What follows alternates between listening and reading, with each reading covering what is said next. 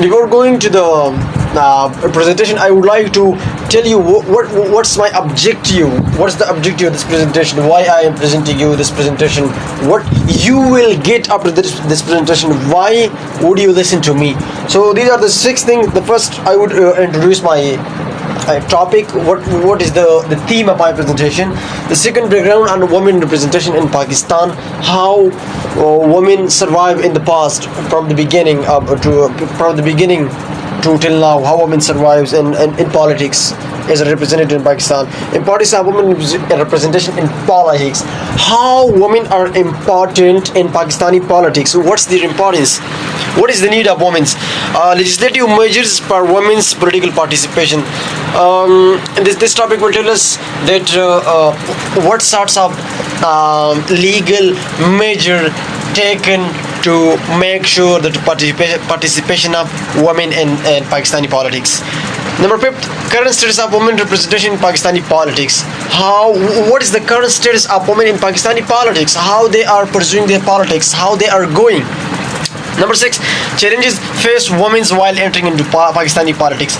The last topic of my presentation is when a Pakistani woman want to enter to politics, what sort of challenges she faced while entering into the politics. So let's begin my presentation. First, I would like to tell the topic of my presentation. Gender issues in women is representative in Pakistan. The first thing I would like to elaborate this topic, what this topic mean. Gender issues in women is represented in Pakistan politics refer to the challenges, barriers, inequality faced by women in their pursuit of political representation in Pakistan. Here's a brief overview of some of the key aspects of this topic. But before going, I would like to add something. The gender issues surrounding women as represented in Pakistan are a matter of significant concern and discussion. While progress has been made, there are still challenges that hinder women's full and meaningful participation in politics. Background on women representation in Pakistan. The first constituent assembly of Pakistan, which established in 1947 and remained up to 1954. They consist of 69 members. 2 members of the constituent assembly consist of 2 women. The first one is Begum Shaista Saharwardi Ikramullah and Begum Jahanra Nawaz. These 2 women are in that constituent assembly. But the irony is the second constituent assembly of Pakistan, which consists of 72 members from 1955 to 1958, there is no women, there is no representation of women. Now if you look at to the graph, this graph will show you the participation of women in this assembly of Pakistan is representative. So the main thing of this graph is, if you look at to the graph, then you will see 2 types of graphs signals. The first one is the blue and the second one is the red.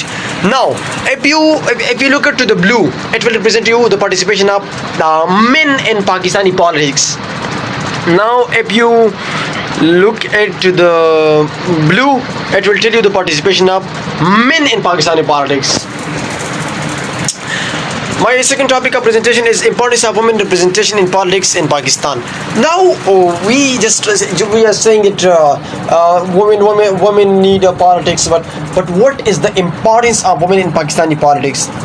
According to the data released by the Election Commission of Pakistan (ECP), which told us that 64 million males, which make up 55%, and 51 million female, which make up 45% of the, and 0.2 voter are in Pakistan.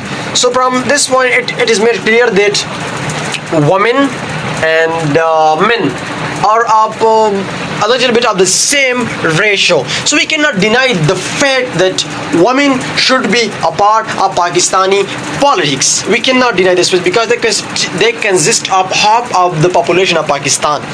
Research shows that women policymakers prioritize issues such as healthcare and environment. Increased representation of women in elected office associated with countering corruption in a very better way as compared to men. States where women hold political power are less likely to go to war. This is one of the most important points. Less likely to commit human right abuses. Policy priorities.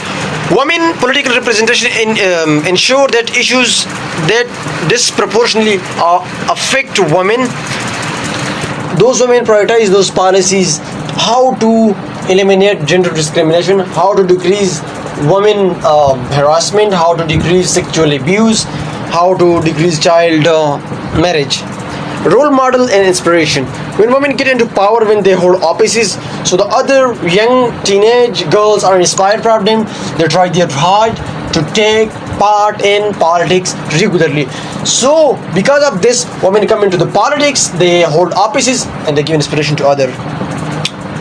Overcoming discrimination and stereotypes. Now, one of the most important thing that if women enter into Pakistani politics, it will abolish discrimination. How? Because they will give right to women, because they are by a self women, so they care about the rights of the women. They will discriminate any sort of discrimination, and they will remove stereotypes about the women, that women are just made of the home, they just have to take care of their childs, and they're just made for the vibes. So the women will be empowered, and the women will go to the offices. Social progress and development. Studies show that the office held by women can improve society progress, improve governance, can ensure equal distribution of resources and healthcare facilities. Now the third point that I'm going to, legislative measures for women political participation.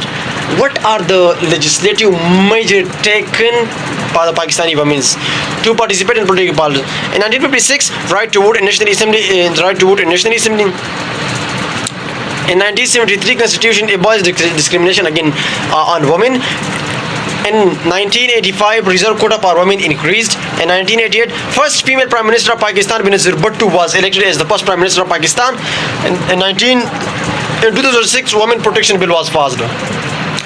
Now, I'm going to discuss what is the current status of women representation in Pakistani politics. The current level of women representation in Pakistani politics is the top in the whole region. Now, this is another thing, that we are at the top of.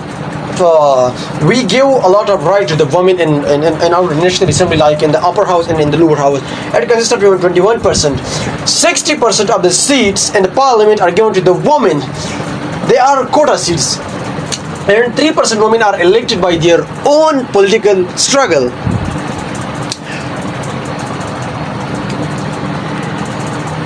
Challenges faced by women in entering to Pakistani politics. Now we are discussing the topic gender issues in women is represented in Pakistan. So we are discussing the topic according to our politics. So what are the challenges that faced by women? Number first is political instability. Women do not go to politics because they know that there is a lot of political instability. If I just manage to find out money from somewhere and win the election, that there is no guarantee that I will survive for the 5 years. So they don't believe in harassment.